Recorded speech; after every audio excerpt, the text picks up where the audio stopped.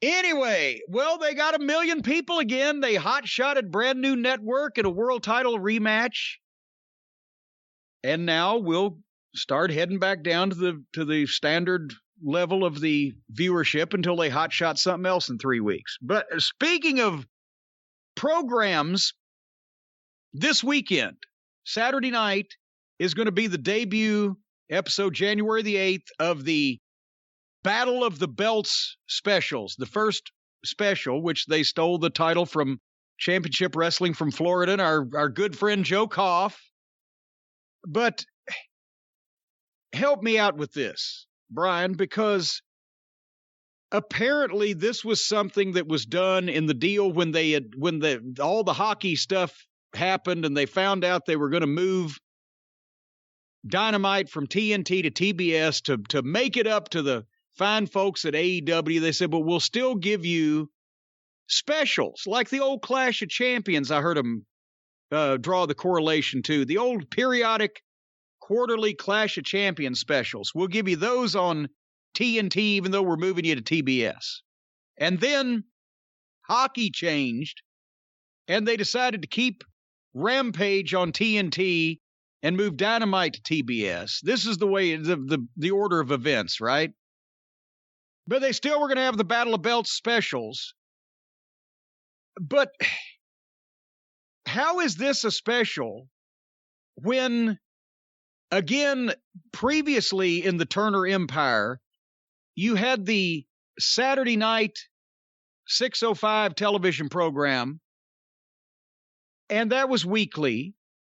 And then they had a Sunday night program for an hour, and that was weekly. But the Clash of Champions specials, their version of the Battle of the Belts back in those days, that was the big 2 or 2.5 hour program where it came from an arena instead of the studio.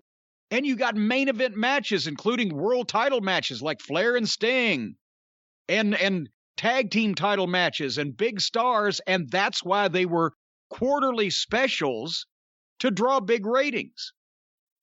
Now, they've got 2 hours in prime time on Wednesday night where they show the biggest main event matches that they can show for free.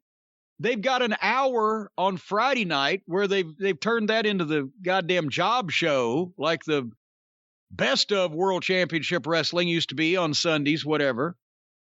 But the Battle of the Belts special is going to be a 1 hour special on Saturday night, the worst night now of television for the week, at 8 o'clock. And the matches that they announced... Actually, 10 o'clock. It's 8 o'clock on my fucking... Oh, you know what? You're right. I'm looking at the other you're looking tweet. at Rampage. You're looking at Friday night.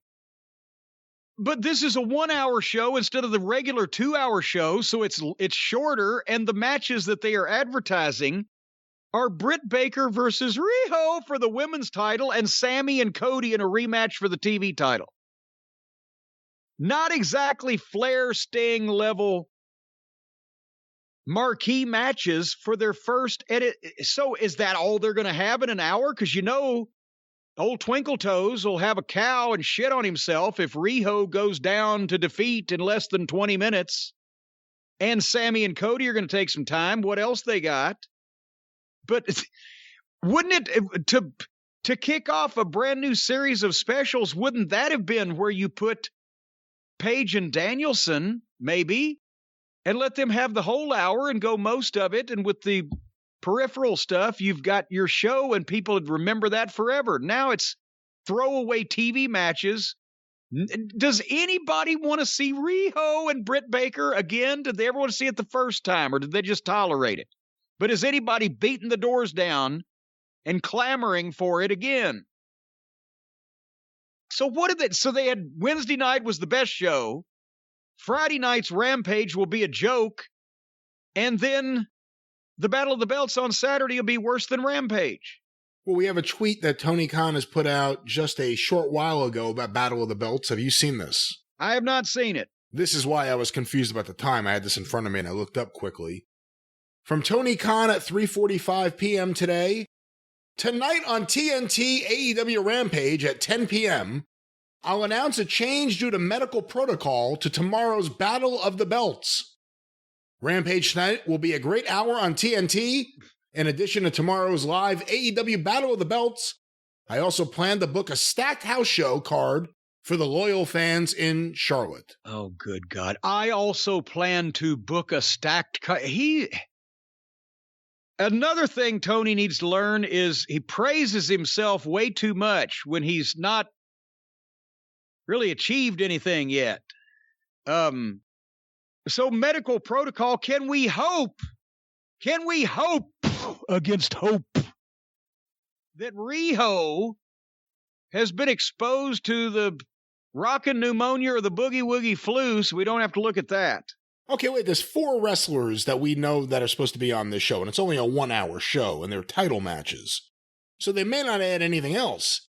So if we're going based on these 4 wrestlers, who's the most likely, due to a change in medical protocol, which I take it as they tested positive, but I could be wrong. Who do you think? You think it'll be Riho? I'm going with Cody. Well, I don't know. Sammy seems like he's out there. The thing is, who would I like it to be so that the show will be better without them on it? That would be Riho.